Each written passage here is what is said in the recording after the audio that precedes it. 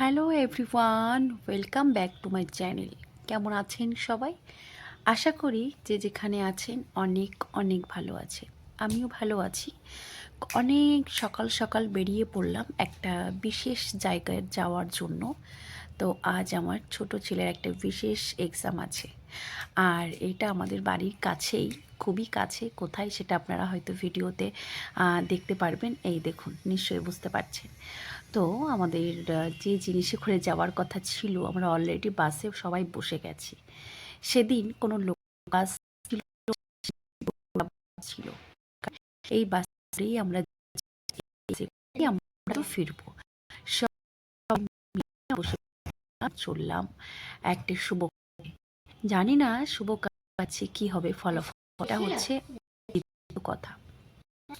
প্রথমত কোনো জিনিসে সাহস করে সবার সাথে এইভাবে সাথে সাথ মিলিয়ে এবং বাচ্চাদেরকে নিয়ে ভালো কিছু উদ্দেশ্য চললাম।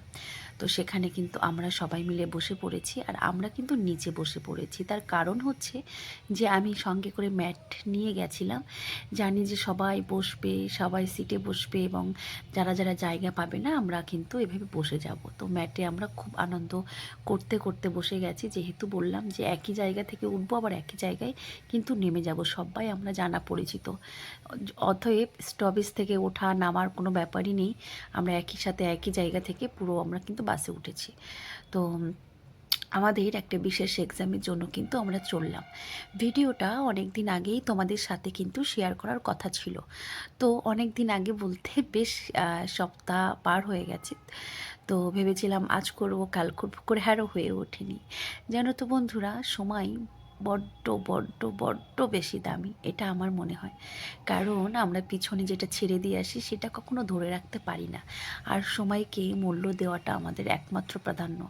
তো আমার মনে হয় যে সময়টা আসে, বা যে সময়টা আসতে চলেছে সেটার জন্য, বা যে সময় আমরা আছি বর্তমানে, সেই সময়টার জন্য না ভাবা উচিত। অতীতে কি হয়ে গেছে আর ভবিষ্যতে কি হবে, এই ভাবতে ভাবতে আমাদের মনে হয় বর্তমানটাকে আমরা হয়তো নষ্ট করে দিই। তো যাই হোক, বেশি বকবক আর করছি না, কারণ আমরা যেখানে গেছিলাম সেখানে আপনারা দেখলেই বুঝতে পারবেন। তো আপনারা ফুল ভিডিওটা আমার দেখতে থাকুন, আমার বলার প্রয়োজন নেই, আপনারা অবশ্যই বুঝতে পারবেন।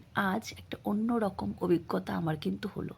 প্রতিনিয়ত বা মুহূর্ত, সমস্ত পরিস্থিতি আমাকে নতুন কিছু শেখাতে কিন্তু নতুন কিছু শেখাতে এবং নতুন কিছু অভিজ্ঞতা কিন্তু আমার সব জায়গা থেকে আমার মনে হয় যে আমি করতে পারি, শিখতে পারি, সবার থেকে, সমস্ত পরিস্থিতির থেকে। তো আমি যাচ্ছিলাম, যখন একটু ভিডিও করতে করতে যাচ্ছিলাম, কারণ তোমাদের সাথে ভালো মন্দ সব কিছুই আমার শেয়ার করতে ভালো লাগে। আমার ভালো জিনিস, আমার A to Z, আমি চাই না আমার শুধু কোনো দুঃখ জিনিস দেখো, আমার ভালো জিনিসগুলো তোমরা দেখো। তো দেখো, আমরা ইতিমধ্যে কিন্তু চলে এসেছি আমাদের যে জায়গায় আসার কথা ছিল, আমরা কিন্তু চলে এসেছি। হ্যাঁ, আমরা কলকাতা ব্যারাকপুর থাকি, কিন্তু এটা হচ্ছে আমাদের একদম কলকাতা, যেখানে আমাদের নেয়ার আসার কথা ছিল, একদম একজ্যাক্ট অ্যাড্রেস বা একদম লোকেশান, সেখানে কিন্তু আমরা পৌঁছে গেছি। তো একটা কথাই তখন মনে হচ্ছিল যে যাই হবে, যেটাই হবে, সেটাই আমরা প্রস্তুতি, বা সেটা আমি স্পেশালি প্রস্তুতি নিয়ে এসেছি। কারণ আমরা এই বয়সে এত দূর তো আসা দূরের কথা, আমরা আমাদের মায়েরা হয়তো স্কুলেই পাঠায়নি। তো সেখান থেকে আমার মনে হয় আজকালকার বাচ্চারা এতটাই অ্যাডভান্স, এতটাই বলে আর লাভ নেই। তারপরে আমরা কিন্তু দেখুন পৌঁছে গেছি। তো বললাম না, সবাই আমার পরিচিত। তো পৌঁছে গেছি বন্ধুরা, এটা কিছুই না, মানে এই যে লোকজন দেখছেন বা বাচ্চা কাচ্চা দেখছেন, প্রতিটা বাচ্চার সাথে তার কিন্তু প্যারেন্টস থাকবেই, কারণ এমন একটা জায়গায়, আর এখানে এত এত এত বাচ্চার আয়োজন, সেখানে প্যারেন্টস ছাড়া একটা বাচ্চা ইম্পসিবল। অনেক বাচ্চা হারিয়ে যায় এখানে।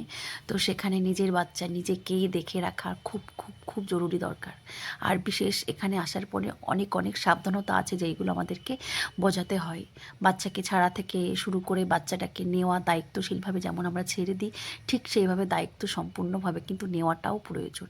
না হলে এখানে এত বাচ্চা আপনারা দেখতে পাবেন বা দেখতে পাচ্ছেন অলরেডি, আপনার বাচ্চা একটু এদিক ওদিক হয়ে গেলে আপনি বাচ্চা খুঁজে পাবেন না।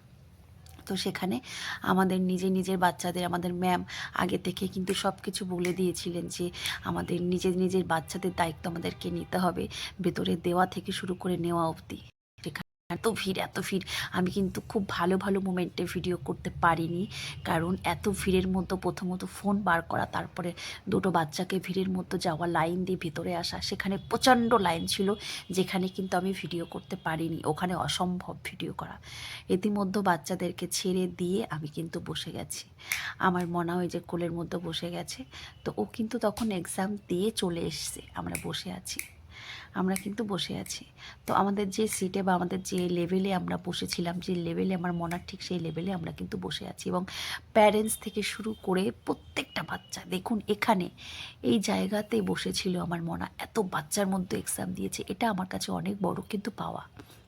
তো সেখানে একটা কথাই বলবো, জীবনের চেষ্টা চালাতেই হবে, জীবনে হার মানলে হবে না, চেষ্টা আমাদেরকে করে যেতেই হবে যে কোনো মূল্যে, সময়টা নষ্ট করলে হবে না, আর চেষ্টা আমাদের চালিয়ে যেতেই হবে।